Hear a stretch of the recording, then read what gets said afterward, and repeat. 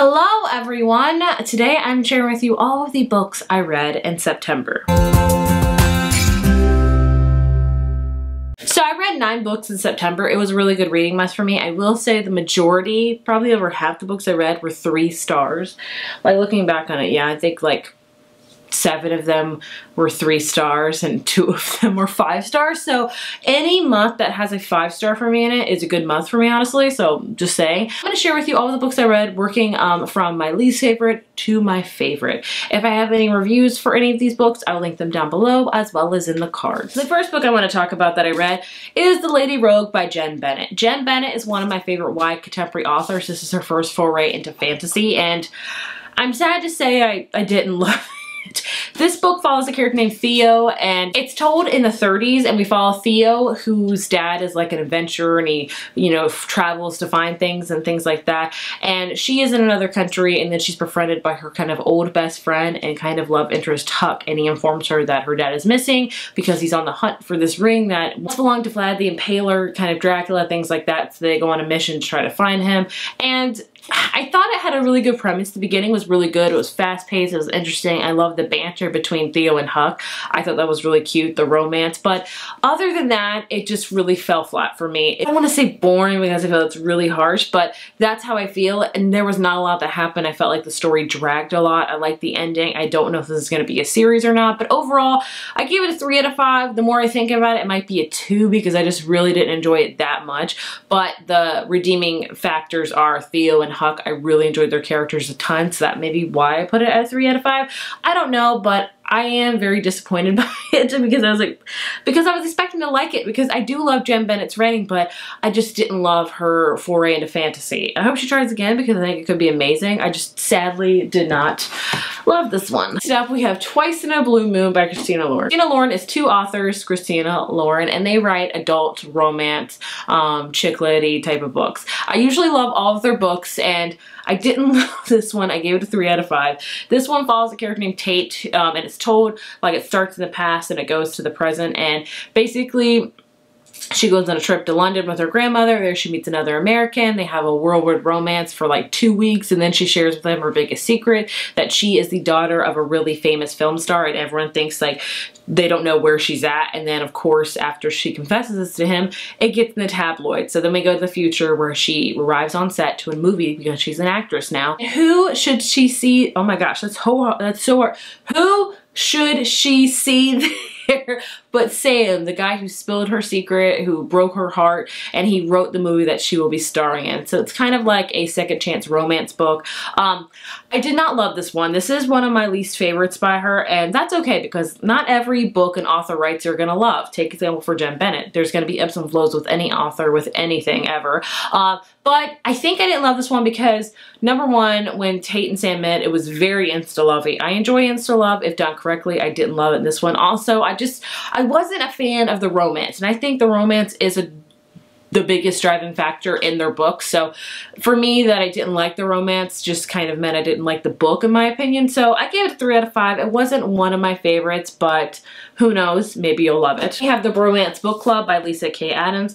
This is about a baseball player named Gavin who is married to a girl named Thea, and Thea's like, we're getting divorced because they have a lot of problems, but one of their main problems is he is unsatisfactory in bed. So all of his baseball friends kind of invite him in this bromance book club where all of their relationships have kind of been on the rocks like Gavin's, and they all read like a romance book to try to figure out women more. So Gavin reads this historical romance book to try to figure out woman and romance, and the book is interspliced in this book as well. It's a cute book. I'm not gonna lie to you. The premise is adorable. I think it's really cute. It's very cheesy type of romance book. If you're into that, great. I mean, if you're just looking for a cute romantic book, I would recommend this. It's not gonna have much oomph or depth to it. It's just cheesy, ooey gooey. It's not a lot of like other things than that. So it was cute and adorable.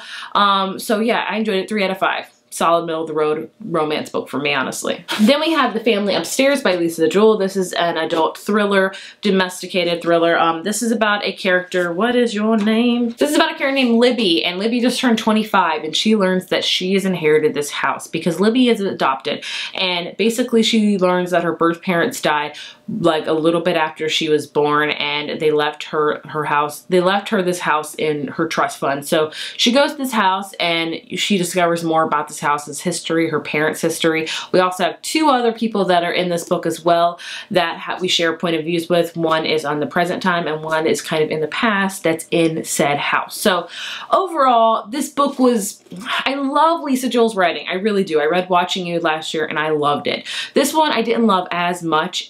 I finished it within 2 days, which is amazing for me if you're wondering. But other than that, the mystery was interesting. With her books, it's not really a big thrilling aspect. It's kind of like Big Little Lies, where it's more of a character study, learning about a character and their families, and then you have this mystery kind of on the back burner, and by the end it kind of all explodes. That's exactly what this one is like. So domesticated thriller with like a dash of mystery or something. I don't know. I enjoyed it. The ending got really weird, very interesting. I didn't love it as much as Watching You, which is what I'm comparing it to because I read that last year and really loved it. But overall, like if you're looking for a light kind of mystery thriller to get to, now it's not going to super scary or anything like that, I would definitely check this one out. The Right Swipe by Alicia Ride. This is about a character named Ree who owns this app called Crush and Tinder, I think. I don't know. I'm not up to speed with that stuff. But basically she goes to this conference for another dating app, and there she meets Samson, and Samson is a guy that ghosted her months ago. They shared this really one hot and heavy night and they had plans to meet up again, and then he just disappeared, and now he's resurfacing and he's working for her rival company Matchmaker, and basically it's about them kind of having a second chance romance and things like that. I really enjoyed this one. I love Ree. She was a boss lady. There were times where I was annoyed with her because she was just so like resilient to everything. Like she just had to put up a fight for everything. She wouldn't listen. It was kind of hard to communicate with her. She wouldn't let bygones be bygones. So I liked her and I didn't like her. Like she was a boss. She owned it. Like she owned her company. She didn't take no for an answer. Like she was amazing. I wish I could be like that confident as a person. I love that about her. But with that, she had a lot of trust issues, and I think that really affected her relationships with not only, you know, Samson, with her family and things like that. Overall, a 3 out of 5. It was steamy. It was cute. If you love reading about dating apps and things like that, I would definitely check this one out. Then I have The Bake Shop at Pumpkin and Spice by Donna Kaufman, Kay Engel, and Allison Charles. This is 3 stories comprised into one. This is about a town called Moonbright, and in each story follow a different female character as she finds love. I really enjoyed this one. I've told you guys this was 1000% a cover by a Target because the cover is everything, but I was genuinely surprised by how much I enjoyed it. I gave it a 3 out of 5. If this first story was good as the second two, it probably would have been a 4 out of 5. I did not really like the first story at all, but the second two were really good in my opinion. The second one was kind of like a hate to love romance. The third one was kind of just like a friends to lovers blossoming, and the first one was very, very insta-lovey, like not good insta-lovey in my opinion. But if you love seasonal books, if you're a fall junkie like myself, I would definitely check this one out because it gives you Stars Hollow vibes, it gives you autumn vibes, it gives you Halloween vibes. Basically what I'm saying, if you are a seasonal reader, this is probably a must buy. I do have one 4-star, and that is 5 Dark Fates by Kendara Blake. I just had a review of this go up, so I would definitely check that out. This is the last book in the 3 Dark Crown series, the 4th and final book. I gave it 4 stars. A lot of people have given me mixed feedback on the book of how much they didn't like the ending and how it left a lot of questions unanswered, and I guess I didn't do my research correctly because I didn't think of any questions unanswered, but I don't know if that's just me. Overall, I enjoyed it. I know this is not my favorite book in the series for sure. I still don't know which one is, but if I can give the series an overall rating, it'd be a 4 out of 5. It was enjoyable. I would highly recommend checking out the series. It's a dark YA fantasy series about 3 sisters that have powers and they have to kill each other pretty much to be the queen.